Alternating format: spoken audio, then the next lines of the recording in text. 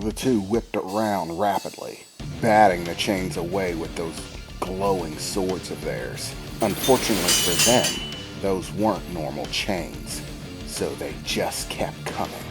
Over and over again, the chains grabbed at them, darting in their direction only to be slashed away, sparks flying left and right, as the two began to separate even further, one going to the left, one going to the right. I started forcing them back, but it was actually getting very hard. The farther they went apart, the harder it was to see them both at the same time, and trying to control both the chains was a difficult task. It probably wouldn't be so difficult if they weren't so damn fast. No matter how fast I sent the chains at them, they just kept batting them away, one slash after another. Their movements were completely sporadic, constantly shifting and changing their attack and defensive patterns. It was almost impossible to read. Damn it, this is getting me nowhere. I have to move in. So I used a large flurry attack on the right side where Sylvia was, whipping the chain erratically, rapidly. I wasn't aiming for anything, just trying to hit everything within a specific area, and even that she dodged. Their movements were insane. They would dart around so fast, and I even began to see what looked like trails, after images left behind from their movements, each emanating the same color light that they seemed to wield in those magic powers of theirs.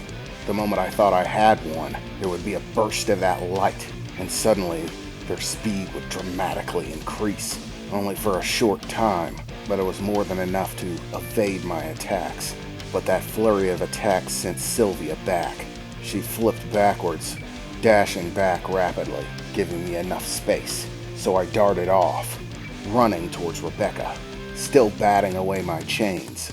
I swept in from the side, hoping to catch her off guard, but her reflexes were sharp, razor sharp. She dodged in another one of those pink blurs, moving back, taking a slash at me with that glowing sword of hers. I managed to dodge, but only just, feeling a slight impact as it swept across the outside edge of my armor. My chain was nearby, so I pulled it to me, disconnecting it from the heavy metal sphere and whipping it at her. Once again, she evaded expertly, but I just kept lashing again and again, but she just kept dodging. And in another one of those pink flashes of rapid movement, she swept in on me, swinging that blade down. I reforged the chain in my hands as fast as I could, creating a sword, and from that point on it just became a back and forth sword battle. Clashing, sending sparks flying off in every direction, neither one of us seeming to get any ground on the other. To be honest, she was actually getting the better of me in the exchange. More than once, her slash hit home, me barely able to dodge or even block it, being only able to lay in a half-hearted block, an evasion that still let it connect, just not at full force. And damn, I could feel it in the armor. She was strong, fast, and definitely much better with a blade than me. Without me even realizing it, I had got so caught up fighting her, I completely forgot about her sister. Right up to the moment she appeared, about 15 paces away, shouting out another one of those phrases, that nonsense gibberish. There was a powerful purple glow around her body, and she pointed that blade at me, and suddenly the entire earth around her picked itself up, stone and grass tearing itself out of the ground. And not just that, fire. The whole goddamn thing caught fire, bursting and spouting flames off in every direction as it formed into the shape of a gigantic snake, pouring what looked like molten rock and stone, fire and smoke billowing off of its form. Before I even realized it, it was coming straight at me, and Rebecca disappeared in a flash of pink light. Not the rapid movement from before, just vanished. She didn't say anything at all, she was just gone. I barely managed to jump out of the way, hurtling myself to the left as this massive molten snake tore through the ground where I was standing, kicking up smoke, dust, stone, and swirling itself around in a circle, before bowing back up, like a cobra about to strike. This thing was huge. It must have been 60 foot long, easy, and it did not look friendly. A sword wasn't gonna cut it. Thinking quick, I pulled the rest of my liquid steel back to me from the combat sphere. As the snake darted down at me, I only barely managed to surround myself with liquid steel, locked inside of a giant steel ball, as I still felt the impact. And then I felt myself moving, shifting inside of the sphere, as if it was picked up.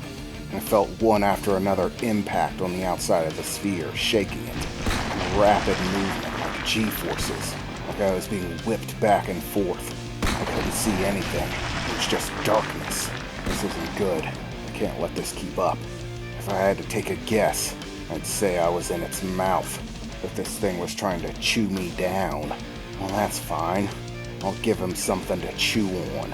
Placing my hands on the inside of the sphere, I focused, projecting a series of massive spikes out of it, in every direction.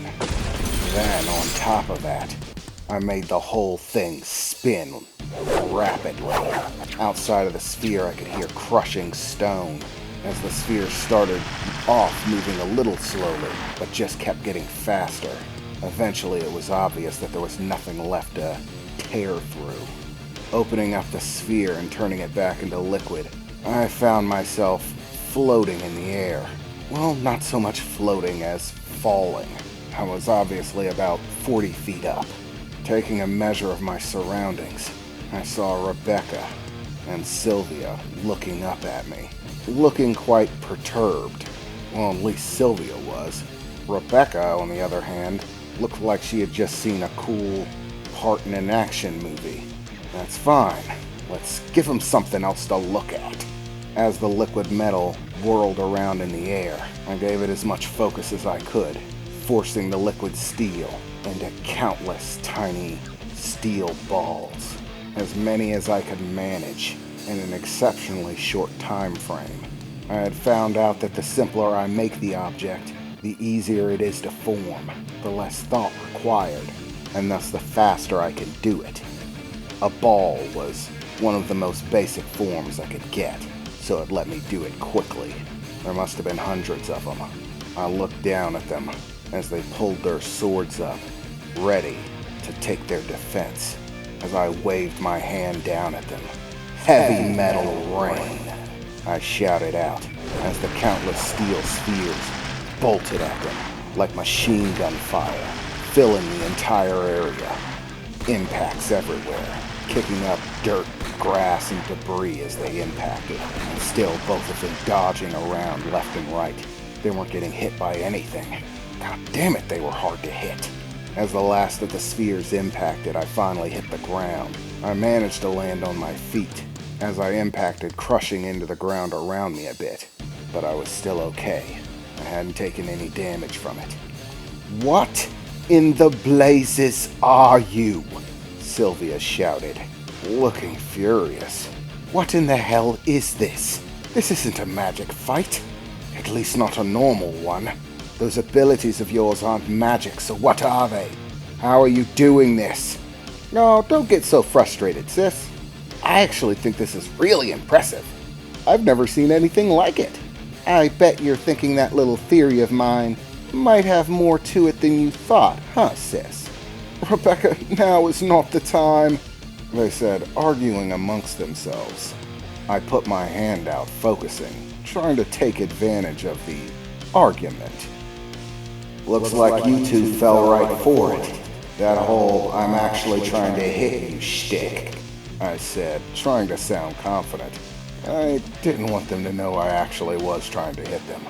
And this idea just sort of came to me. "Heavy metal entrapment," I shouted, whipping my hand up as the countless liquid metal steel balls buried into the ground around them, liquefied, each and every one of them forming a tiny stream of liquid metal, all reaching up, pouring above them, but staying partially rooted in the ground, all of them connecting in a spherical shape above them, forming a massive metal cage around them.